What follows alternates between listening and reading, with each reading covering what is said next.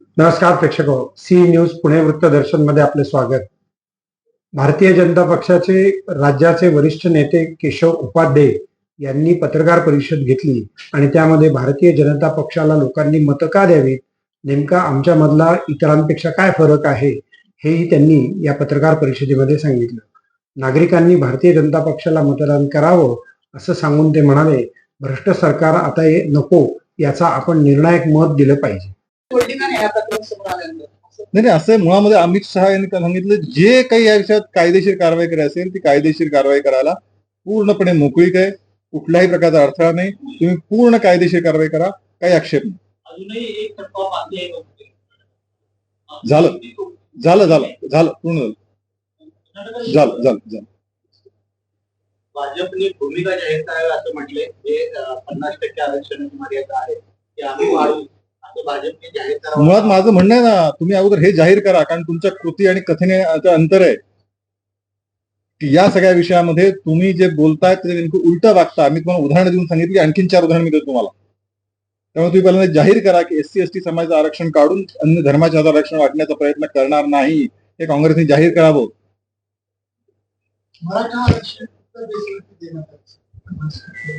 मला असं वाटतं त्या संदर्भामधलं कायदेशीर सर्व प्रक्रिया पूर्ण झाली आहे।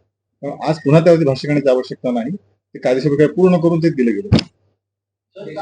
राहुल गांधी असं म्हणाले की 1 वर्षापूर्वी होम मिनिस्टरला याची माहिती होती, केंद्रीय होम मिनिस्टर। नाही, मुळात कर्नाटकात सरकार एक मिनिट मुळात सरकार कर्नाटकात 1 वर्षापूर्वी कोणाचं, माझा तोच प्रश्न आहे ना।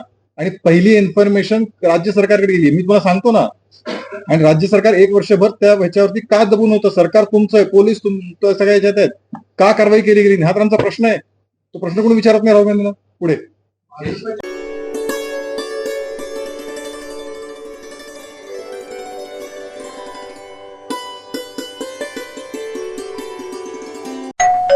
अहो उठा ना, ऑफिसला नाही का जायचं?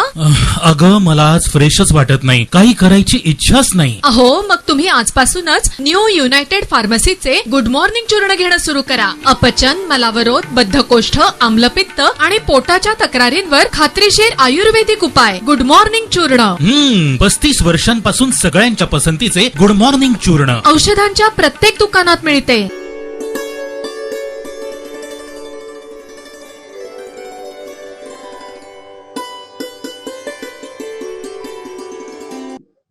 भारतीय राष्ट्रीय काँग्रेसचे माजी अध्यक्ष राहुल गांधी यांची काल पुण्यामध्ये रवींद्र धंगेकर यांच्याकरता प्रचारार्थ सभा आयोजित करण्यात आली होती। त्या सभेमध्ये राहुल गांधी यांनी देशातल्या ज्येष्ठ राजकीय नेत्यांचा अवमान मोदी करत आहेत याविषयी खेद आणि खंतही व्यक्त केला। 22 लोकांना जितके कोटी कर्ज माफ केले तेवढी रक्कम आम्ही सत्तेत आल्यानंतर सर्वसामान्य नागरिक आणि शेतकऱ्यांना आम्ही वाटू, असंही प्रतिपादन त्यांनी केलं। यावेळेला व्यासपीठावरती काँग्रेसचे अनेक ज्येष्ठ नेते उपस्थित होते। संविधान को बचाने की है।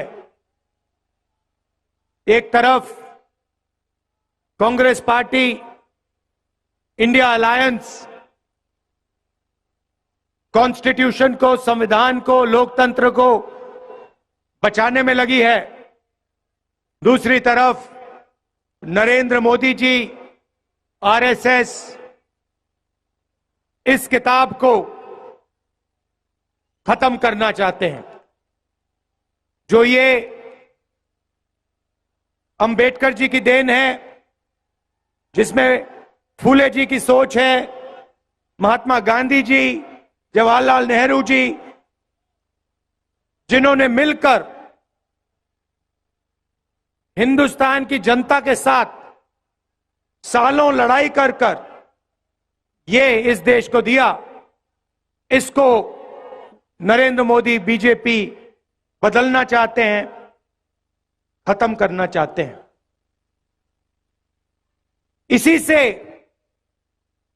हिंदुस्तान के गरीब लोगों को, किसानों को, पिछड़ों को, दलितों, आदिवासियों को, माइनॉरिटीज को, गरीब जनरल कास्ट को अधिकार मिलता है। इसके बिना आप कहीं के नहीं रहोगे। जो भी आपके पास है सारा उन्हीं 22-25 लोगों के हाथ में चला जाएगा। मनरेगा बना, भोजन का अधिकार, जमीन अधिग्रहण बिल, हरी क्रांति, सफेद क्रांति, बैंक नेशनलाइजेशन, ये सारे के सारे काम इस किताब ने आपको दिए हैं। और मैं आपको बता रहा हूं, जिस दिन ये गायब हो गई, जिस दिन बीजेपी ने सचमुच में इसको खत्म कर दिया, तो आप हिंदुस्तान को नहीं पहचान पाओगे। यह है लड़ाई। और मैं देश से कहना चाहता हूं कि जो अंबेडकर जी ने हमें दिया, महात्मा गांधी जी ने दिया, उसको हम कभी खत्म नहीं होने देंगे। सवाल नहीं उठता। और हम इसको तेजी से, बिना झिझक, ये दरवाजे हम खोल देंगे, एक के बाद एक। पहली बात आपको बता रहा हूं, अग्निवीर स्कीम को हम खत्म करके उठा के बाहर फेंक देंगे। दूसरी बात, ये जो इन्होंने गलत जीएसटी बना रखी है, ये जीएसटी जो छोटे दुकानदारों को, स्मॉल एंड मीडियम इंडस्ट्री को खत्म करने वाली जीएसटी है, अदानी वाली जीएसटी है, इसको हम बदल देंगे। 5 अलग अलग टैक्स नहीं होंगे, एक टैक्स होगा, कम से कम टैक्स होगा। पहली बार हिंदुस्तान की हिस्ट्री में किसानों को टैक्स दे रखा है, किसानों से टैक्स लेते हैं। तो हमने डिसाइड किया है कि जितना इन्होंने पैसा ना, ये 22 लोगों को दिया है, उतना पैसा हम हिंदुस्तान के किसानों को, गरीबों को देने जा रहे हैं। और मैनिफेस्टो में मैंने बोला है 3-4 हमने क्रांतिकारी काम, मतलब देश को हिलाने वाले, महाराष्ट्र को हिलाने वाले काम करे हैं।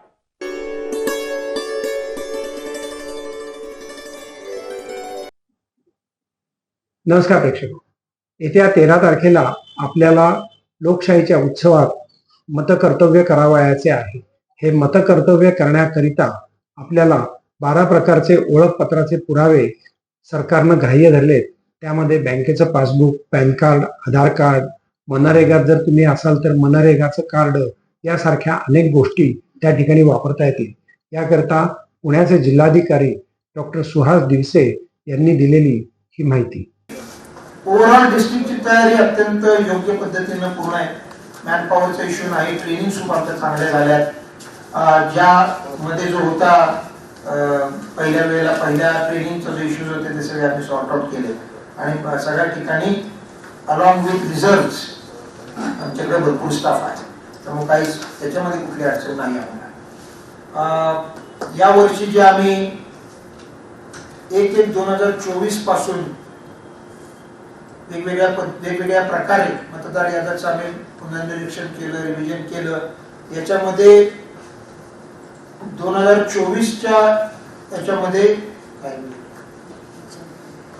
23 जानेवारी 2024ला आपण यादी प्रसिद्ध केली होती। त्याच्यापासून आजपर्यंत म्हणजे जे काही ऍडिशन झालेलं आहे ते साधारणपणे 2,11,728 2,11,728 एवढे मतदार ऍड केलेले आहेत आणि त्याच्यामध्ये 29,856 18 ते 19 वयोगटात म्हणजे पहिला फर्स्ट टाइम वोटर आहे 29,856। तर हा एक चांगली अचीवमेंट आहे। 24 जानेवारी पासून एप्रिल आतापर्यंत 25 एप्रिल पर्यंत हे साधारणपणे ऍडिशन्स या मतदार यादीमध्ये। तर आम्हाला खात्री आहे की आता साधारणपणे 5 किंवा 5 पेक्षा जास्त मतदान केंद्र आहेत की मावळमध्ये 105, पुण्यामध्ये 185, बारामतीमध्ये 87 आणि शिरूरमध्ये 133, 510 अशी ठिकाणे आहेत, बिल्डिंग्स आहेत ज्या ठिकाणी 5 किंवा 5 पेक्षा जास्त मतदान केंद्र आहेत। त्या ठिकाणी मी म्हटलं त्याप्रमाणे आम्ही वोटर बूथ म्हणजे हेल्प करण्यासाठी आणि इतर सुविधा पण त्या ठिकाणी आम्ही करत आहोत। ज्या वेळेला शाळांमध्ये मतदान केंद्राच्या बाजूला एक वेटिंग रूम सारखी पण आम्ही व्यवस्था करतो। एखाद्याला उन्हाचा त्रास होतोय आणि त्याला जर तिथे बसायचं असेल तर we have created waiting rooms या ठिकाणी, किंवा एखादे वृद्ध किंवा वयस्कर असतील आणि त्यांना जर थोडासा त्रास होत असेल किंवा काही महिला, गरोदर महिला किंवा लहान बाळ वगैरे असलेल्या त्यांना प्रायोरिटीने मतदान करण्यासाठी प्रयत्न करूच, पण याच्यामध्ये जर गर्दी जास्त असेल तर त्यांना वेटिंग रूमची सुद्धा आम्ही व्यवस्था केलेली आहे.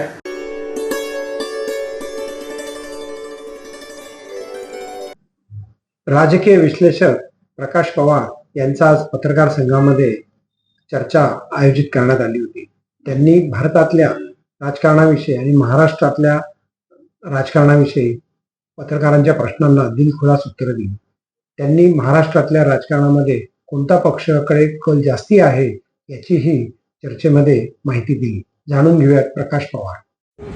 मतप्रमाण कमी जास्त होऊ शकतं का असं काही? होऊ शकतं. एखाद्या वेळेस असं पण होऊ शकतं बरं का, की थेट एखाद्याला 30-32 आणि दुसऱ्याला डायरेक्ट 17-18. कारण का तर हे खूप कासून पण आहे. आणि मी आता जसं सांगितलं तसं तुम्हाला आतापर्यंत संधी मिळली, पण इथून पुढे प्रचाराची संधी मिळेल हे कशावरून काय सांगता येत नाही. त्याच्यामुळं स्पर्धा ही क्लोज आहे. आणि एवढंच नाही, मी तुम्हाला अगदी खात्रीशीर सांगतो, जिथं लोक कोण म्हणत असतील नाही 2.5 लाखाने जिंकणार आहेत, 5 लाखाने जिंकणार आहेत, ही सुद्धा वस्तुस्थिती खरी नाही. ते साधारणपणे 5-50 हजाराच्या आसपास जवळ दोन्ही पार्ट्या, म्हणजे आज एक 50ने पुढे असेल ना तर उद्या दुसरीच पार्टी 50ने पुढे जाते. कारण 50,000 ज्या लोकांकडे मतं असतील ना, असे लोक एका रात्रीत नाही एका तासात फुटत आहेत आणि इकडचे तिकडे जात आहेत. त्याच्यामुळं तो तर दिवस मतदानाचा यायचा आहे अजून काय पुढच्या फेजसाठीचा. याच्यामुळं तुम्ही जे म्हणाला तर त्या मताशी मी सहमत आहे. त्यामुळेच मी पाठीमागे एकदा बोलताना बोललो होतो की हे तुम्ही 24-24च्या लाईनवर धरा, पण आता लोकच सपोर्ट करायला लागलेत. त्याच्यामुळं मी तुम्हाला म्हणालो की त्याच्या पुढं काहीतरी जाताना वाटतंय ते. सर तुम्ही मला मी माझा आकडा आधीच सांगितलेला आहे की 24-24 हे तुम्ही प्रमाण लाईन का म्हणावी, काय सेटलमेंट करायचे असं नाही तुमच्या पुढं. माझं म्हणणं असं आहे, का मी हे म्हणतोय त्याचं मी कारण सांगतोय. मुद्दा असा आहे की महाराष्ट्राचा स्वाभिमान ही महाराष्ट्राच्या जनतेच्या मनातली गोष्ट आहे. आणि 2 पार्ट्या फुटल्या, त्यातली एनसीपी बद्दलचा स्वाभिमानाचा मुद्दा वेगळ्या पद्धतीने क्रिएट झाला की तो माणसाच्या घरातून क्रिएट झाला. म्हणजे बाबा आपले वडील आणि थकलेले असताना ह्या पद्धतीने ते गावातले लोक बोलतायत. आणि उद्धव ठाकरेंच्या बद्दलचा मुद्दा जो आहे तो खूप दिवसापासून त्यांचा स्वाभिमान असा एक प्रकार होता, म्हणजे शिवसेनेबद्दलचा. या दोन्ही गोष्टींमुळे मतं किती ट्रान्सफर झाली तर माझं साधारणपणे जी पहिल्यांदा जी सुरुवात केली होती उद्धव ठाकरेंच्या मुलाने आणि तो कोकणातून जेव्हा वरती आला तर प्रचंड घाटावरती त्याला प्रतिसाद मिळाला होता. तर तो प्रतिसाद आज ताकायत कमी होत नाही. म्हणजे तेव्हा मिळाला तर पुढे थांबायला पाहिजे, पण थांबत नाही. म्हणजे त्यांना काहीतरी मिळणार आहे, असं नाही की एकदमच ते धुवून जाणार आहे. म्हणजे काय मिळणार तर मग त्याचं फार फुगवून पण आकडा सांगता येत नाही. कारण का दुसऱ्या बाजूला उलट्या बीजेपीकडे काहीच नाही असं म्हणता येईल का? तर माझं असं म्हणणं आहे की बीजेपीकडे खूप आहे. म्हणजे तुम्हाला खूप आहे म्हणजे काय, खुद्द नरेंद्र मोदींची लिडरशिप आहे. नंबर 2, मी देवेंद्र फडणवीसांबद्दल आधीच बोललेलं आहे की देवेंद्र फडणवीस असे एक नेते आहेत की ज्यांनी बीजेपीच्या बाहेर जाऊन संघटन केलंय. बीजेपीच्या बाहेर जाऊन म्हणजे काय, बीजेपी माधव पॅटर्न वरती संघटन करत होती, बीजेपी फार झालं तर आदिवासींवरती संघटन करत होती, बीजेपी अनुसूचित जातीतल्या चर्मकार मातकांबद्दल संघटन करत होती, मराठ्यांबद्दलचं संघटन सर्वात कमी त्यांचं होतं. परंतु देवेंद्र फडणवीसांनी तुम्ही प्रत्येक जिल्हा बघितला तर एक मोठा नेता फोडून त्यांच्या बाजूला आणला. म्हणजे उदाहरणार्थ विखे पाटलांपासून ते उदयनराजेंपर्यंत असेल किंवा आणि कोणते विजयसिंह मोहिते पाटलांच्या घरापर्यंत तुम्ही उदाहरण घेतलं तर एकूण महाराष्ट्रामध्ये मराठा मुळातच 4 गटात विभागला होता. त्यातले 2 गट देवेंद्र फडणवीसांनी बीजेपीशी जोडले होते. ऍक्च्युली ह्या 2 गोष्टी जोडल्यामुळे महाराष्ट्रात मराठा कुणबी जातीची लोकसंख्या 29% आहे. त्यातल्या कुणबी जातीची लोकसंख्या 10% सोडली तर 19% मराठा आहे. आणि 19% मराठ्यांपैकी सुद्धा इतर विभाग सोडले तर मराठवाडा आणि पश्चिम महाराष्ट्र मिळूनच तो 19% आहे.